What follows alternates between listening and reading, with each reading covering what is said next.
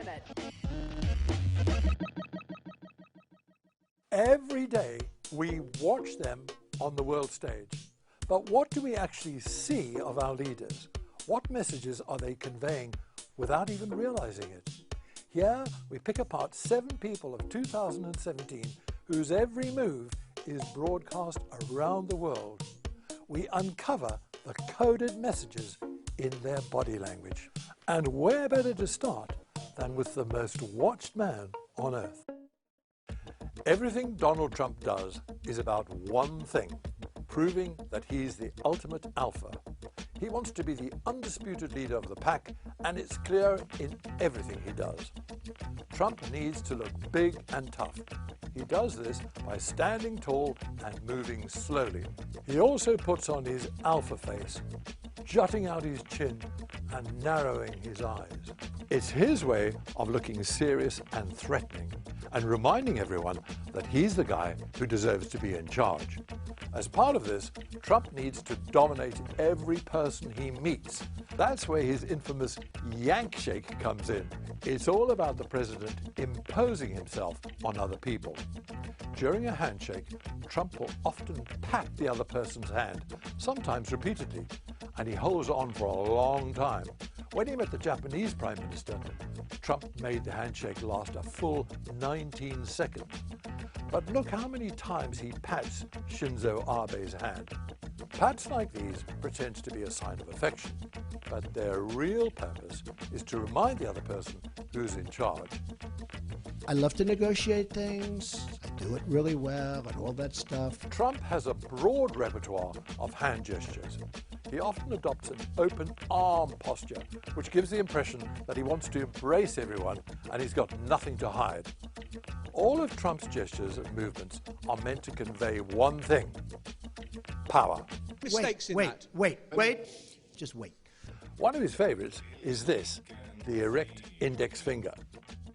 It shows that he won't be interrupted. Then there's the ring sign, where the tips of the thumb and forefinger are brought together. Now, the president uses this precision grip to give the impression that he can handle delicate problems.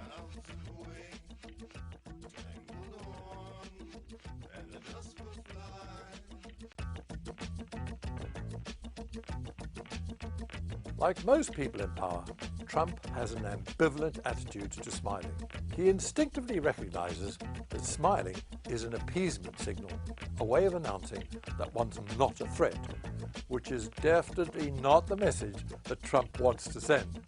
When he's in the public eye, Trump usually resorts to his trademark zip smile, which is much less submissive. And if you watch him closely, you'll see that his zip smiles are sometimes accompanied by a puckered chin. This is a defensive facial action. People pucker their chin when they expect to be attacked, either literally or figuratively. It's their way of defending themselves. There are glimpses of vulnerability underneath the alpha facade, but Trump's key motivator is that he is top dog and he wants everyone to know it. Female leaders face a real conundrum: how to be likable and powerful. It's cast a constant shadow over Hillary Clinton's career.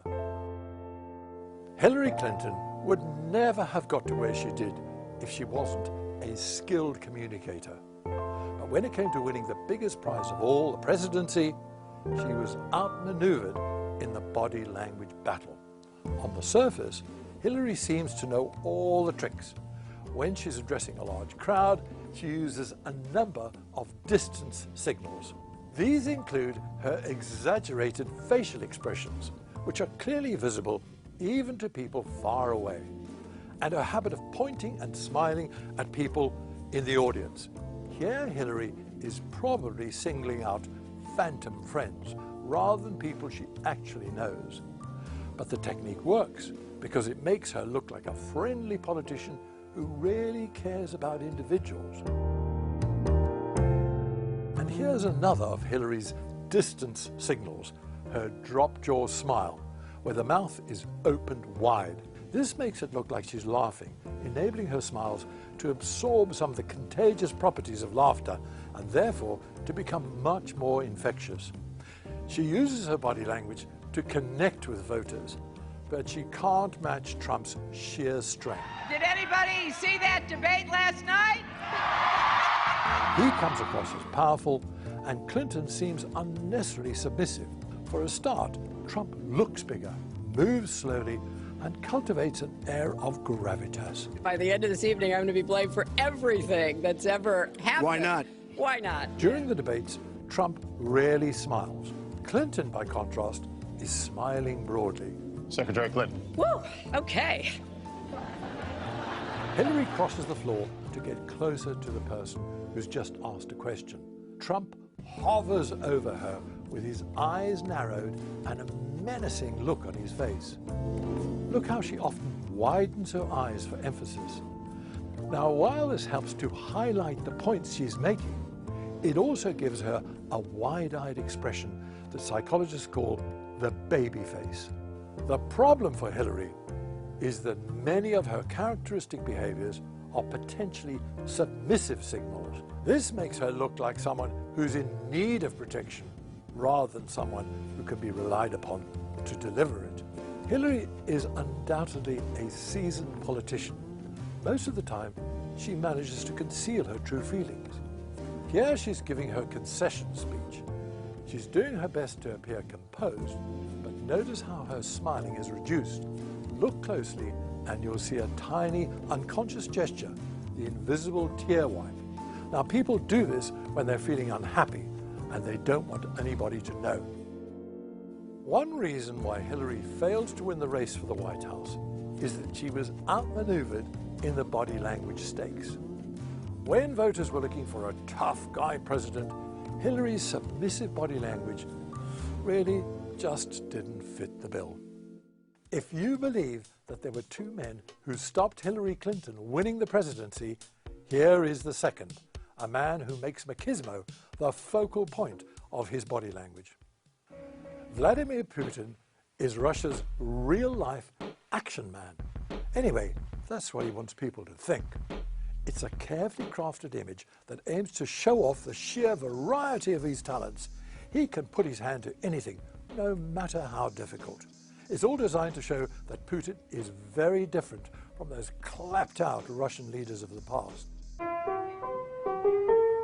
Putin is the man in charge.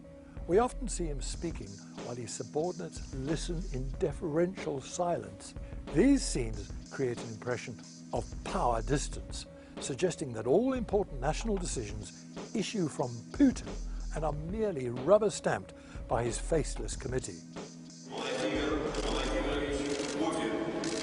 Notice the way Putin walks, with the rolling gait of a sailor, his left arm swinging much further than his right. Now, some people say that this is a hangover from his days in the KGB, when the agents were taught to walk with their right hand poised and ready to reach for a hidden gun. Whether or not that's true, Putin's walking style certainly makes him appear youthful, energetic, and purposeful, like a man on a mission. And look at this. In asserting his dominance, every so often when he greets someone, he'll raise his hand above the other person's and then swoop down for the handshake. It's his way of showing who's boss. There's no doubt that Putin is a cool customer, but although he tries to appear detached, his body language does sometimes give him away. Notice Putin's posture.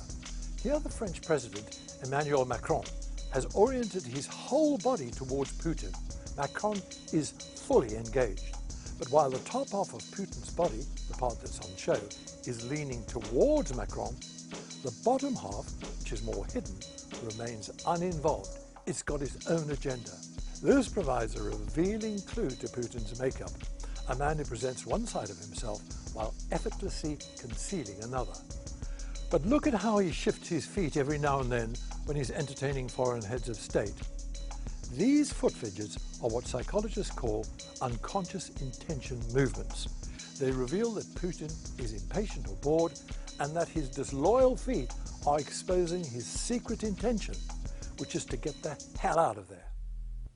Russia hasn't had such a youthful and energetic leader since the days of Peter the Great. And Putin knows that the Russian people love it. That's why he presents himself as a man who's capable of taking on any challenge and succeeding. He's Russia's action man, or, as Trump might say, a guy who definitely isn't a loser. 2017 was the year when North Korea ramped up the rhetoric. In a country shrouded in secrecy, we see just enough to get an insight into what life is really like. North Korea is like a medieval feudal kingdom. First, there's the clothes. The costume worn by the supreme leader Kim Jong-un, like that of a king, is designed to make him look very different from everyone else. While his outfit is unique, his subjects are all in uniform. The same disparity is reflected in people's behavior. All the attention is focused on Kim Jong-un, hardly ever on other individuals or the people around him. Where he goes, others follow. What he does, others copy. There are also cases of mood contagion. For example, where the supreme leader is amused and others mirror his behavior. When Kim Jong-un appears, the adoring crowd immediately starts clapping, and he joins in. But notice the difference in clapping styles. While his loyal subjects all raise their hands and clap them symmetrically, the supreme leader's hands are lowered, with one hand clapping on the other. His applause can afford to be relaxed, but theirs needs to be conspicuous and enthusiastic. Symmetry in behavior is a universal feature of deference. Here, he's the only person smoking. Nobody else is allowed to smoke, because to do so would reduce the social distance between the ruler and the ruled. With greetings, it's typically Kim Jong-un who makes the first move. That's his prerogative as the most important person present. Here he initiates a handshake with Dennis Rodman, the visiting American basketball player. So what happens when Rodman oversteps the mark and gives the supreme leader a big hug? Well, Kim Jong-un reacts by patting Rodman on the back several times. Pats of this nature pretend to be a sign of friendship, but they're actually a disguised release signal. In a rigidly autocratic country like North Korea, you'd expect the ruler to remain austere and aloof. In fact, almost everywhere he goes, Kim Jong-un wears a big, beaming smile, very similar, in fact, to the cheerful expressions depicted on the statues of his revered father and grandfather. Everything in North Korea is dedicated to ensuring conformity in people's opinions and beliefs, but especially in their appearance and behavior. Everybody must act together. Nobody must step out of line or call into question the divine right of the supreme leader. Melania isn't an easy person to read. That's because she works so hard not to give anything away. Out in public, she's always wearing a mask. Melania and her sunglasses are almost inseparable. She even wears them at night. It seems like she doesn't want to be noticed. Her disguise is so effective that even her own husband seems not to notice that she's there. Look at how Trump walks on ahead when they visit the Obamas at the White House. He leaves her to trail along after him. And here again, when the couple arrive in Rome, he forgets all about her and jumps into the presidential limo, leaving Melania to fend for herself. Here she's standing next to her husband, and what does he say? Melania really wanted to be with us. It's really touched her heart what's gone on, and we've seen the devastation. Despite her colourful wardrobe, Melania tries to blend into the background, and it works. The mask does slip on occasion, though. Look at how Trump turns around during the inauguration, and Melania beams back at him. When he turns away, her face drops. What's all this about? Well, it turns out that the president had actually singled out his daughter, Ivanka, and that's why Melania seemed so dejected. Her husband wasn't meant to see this, but now she's constantly on camera and can easily be caught off guard. We have to start with Melania, what she puts up with. Oh. If we look closely at Melania, we can pick up other clues to the state of the Trump's relationship. We know that the president is nervous about walking downstairs. Look at what happens when they arrive in Italy. He reaches out for his wife's support. Melania times it perfectly, quickly rearranging her hair so that she doesn't have to offer her husband a helping hand. It happens again on the Middle East tour.